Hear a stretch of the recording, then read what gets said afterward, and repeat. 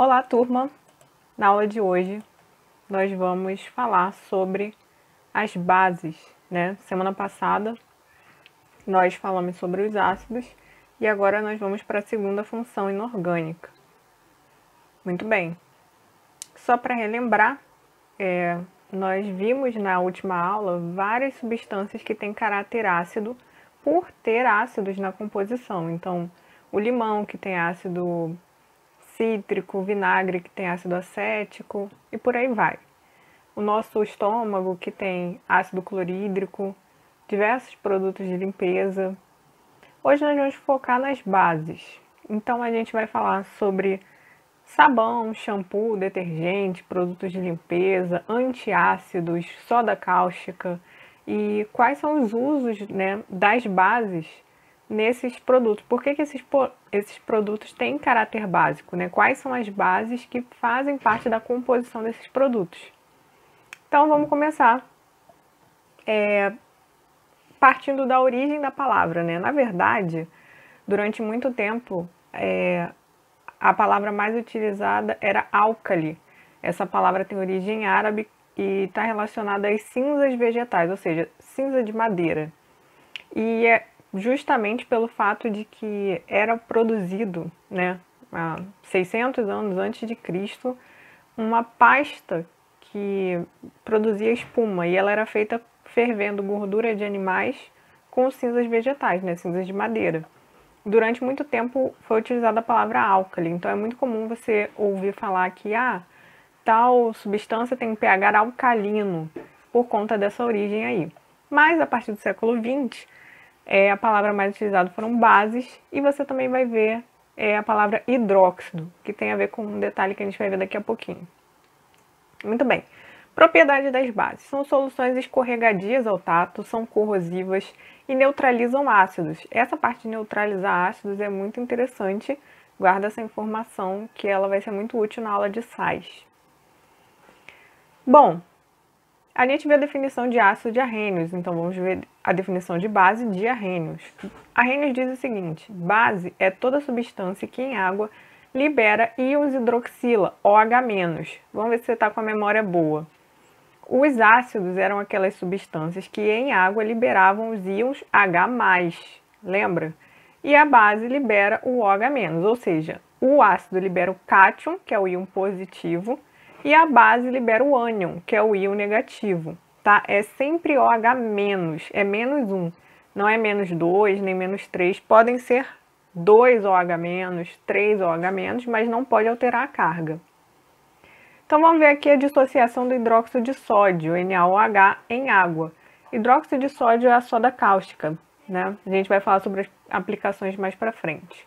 Então, ó, NaOH, seta, água, mesmo esquema do ácido, né? E aí o OH-, se ele é menos, o outro elemento tem que ser a parte positiva, né? Então o Na é mais. Aqui significa que essas espécies químicas, esse cátion e esse ânion, só existem em meio aquoso, ou seja, jogou em água, produz isso aqui. É muito interessante que quando a soda cáustica é dissolvida em água, ela libera muito calor. Então essa separação aqui é o tipo de reação que a gente chama de exotérmica, reações que liberam calor para acontecer. Por isso que tem que ter muito cuidado quando vai dissolver soda cáustica.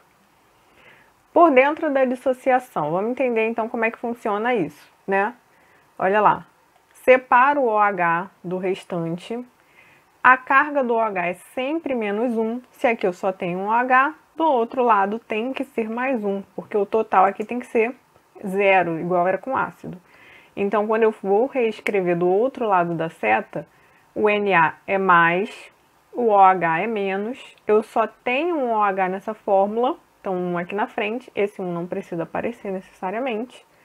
E o Na também coloco aqui com a carga positiva, também só tem um Na na fórmula. Não esquece o aqui, né, para identificar que isso aqui só acontece em meio aquoso e está feita a dissociação do hidróxido de sódio.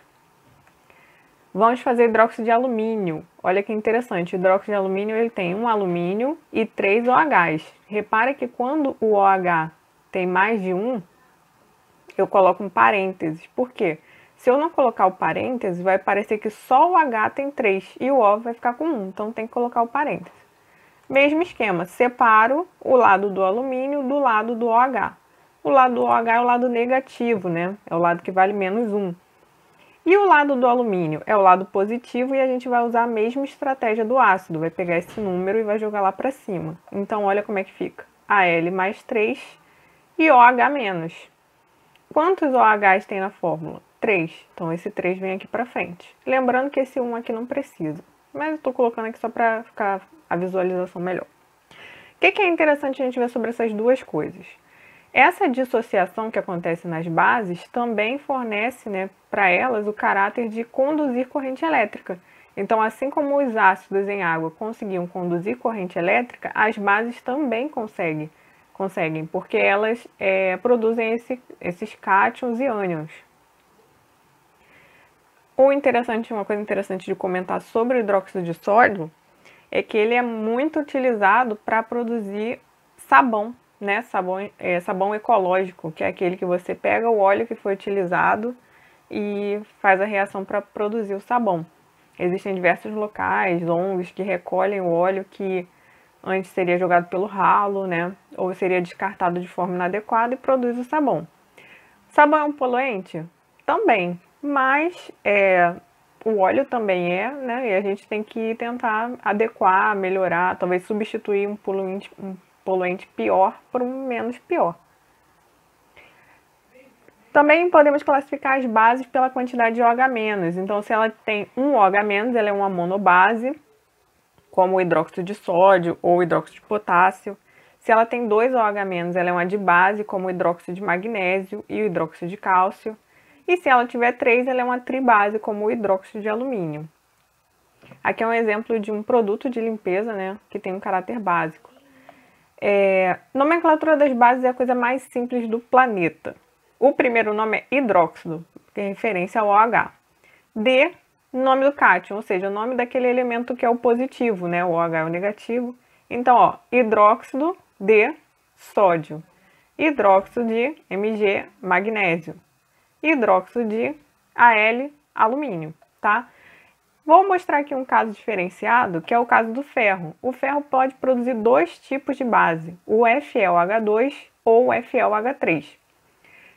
Nesse caso, o nome para cada um tem um número no final. Então, hidróxido de ferro 2 e hidróxido de ferro 3. A gente vai trabalhar no máximo com ferro, então por isso que eu vou citar o caso dele. Mas nos demais casos que a gente vai fazer em exercício, você não precisa se preocupar com esse número.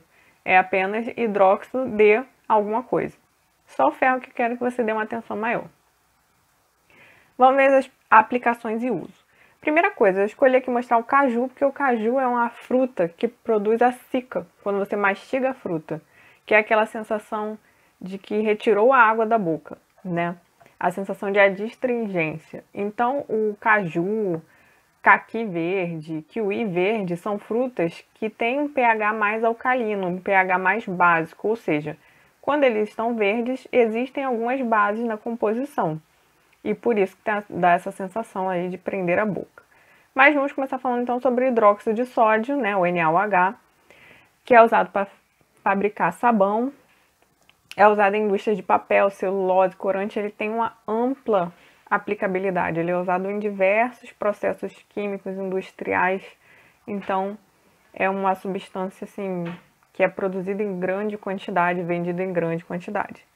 Hidróxido de amônio, o NH4OH, é utilizado para produzir fertilizantes, explosivos, produtos para remover crostas de gordura, produtos farmacêuticos, filmes fotográficos. Então, ele também tem uma aplicação, né, aplicações muito interessantes. O hidróxido de alumínio é um antiácido estomacal, né? Geralmente a pessoa toma quando está com excesso de acidez, com azia, e ele equilibra essa acidez por causa daquela característica que eu comentei com vocês, da capacidade de neutralizar os ácidos.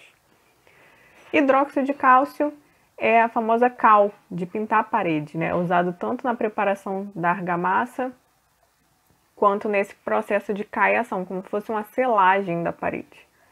Hidróxido de magnésio também é um produto bem conhecido na farmácia, esse potinho azul aqui. Ele é um antiácido, também é um laxante. Então, assim, as bases, elas participam do nosso dia a dia tanto quanto os ácidos, né?